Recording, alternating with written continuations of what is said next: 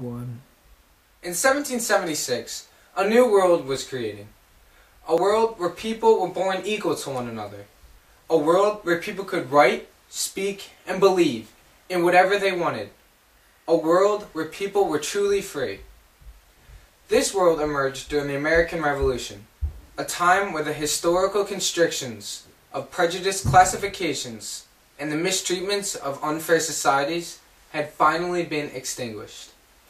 This revolution sparked countless others around the globe, creating a world in which we currently find ourselves in today.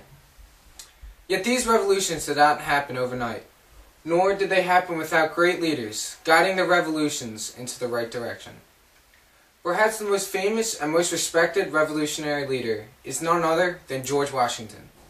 He was a man of modest background, who later became known as one of the founding fathers of the United States of America. General, war hero, president, family man, farmer. The list to describe this incredible man goes on and on. Yet just 3 words seem to describe him perfectly: responsible, humble, and perhaps the most important, indispensable. So let us take a look at how these 3 words directly apply to the man that helped create the birth of a new world. Washington was born into a Virginian colonial family who owned tobacco plantations and slaves. At the age of 11, however, his father tragically died of tuberculosis, leaving George to raise his younger siblings with only the help of his mother and older brother. It can be said that at this time, George first developed his incredible leadership skills and sense of responsibility. Now, these skills were first tested in the French and Indian War in 1755, where George was the senior American aide to British General Edward Braddock. At the Battle of Monongahela, Braddock was ambushed by the French, leaving the British general mortally wounded. After countless more devastating casualties, the British began to retreat in disarray. Yet before any more damage could happen to his unit, Washington rode up and down the battlefield, rallying his troops into an organized retreat. It was at this battle where Washington was first recognized for his incredible leadership and bravery, and received the title of the commander of the Virginia Regiment at only the age of 23 years old. Now, although Washington resigned in 1758 after only 3 years of service and did not return to military action until 1775, his skills as a general and leader flourished in a short amount of time.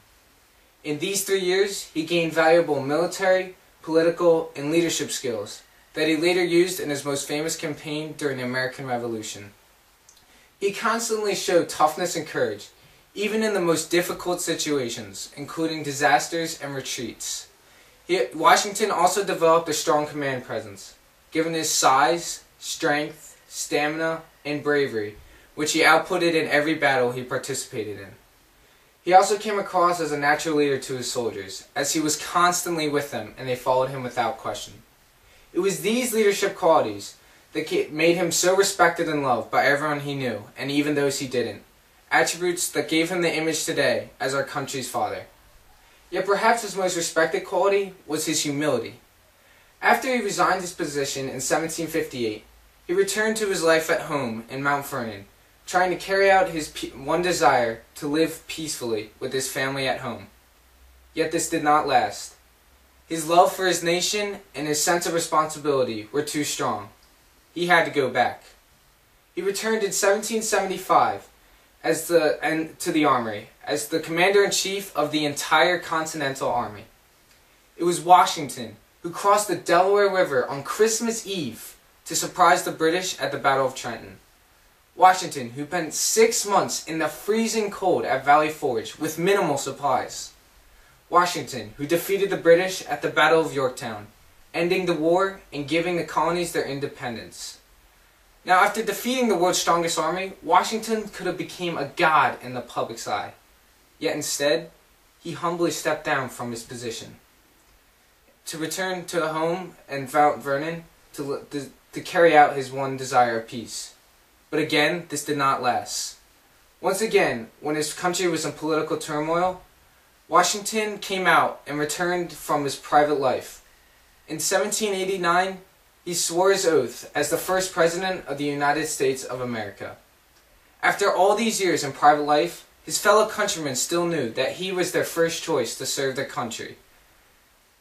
And he served a second term until 1797 reluctantly, and did what no other man in history has ever done before. He again surrendered his power. It has been said, Clinton Rossiter once observed, that Washington could have been a king, but he became something more exalted. He was the first truly elected leader of the first truly free government. Washington set the standard for 43 other men to follow.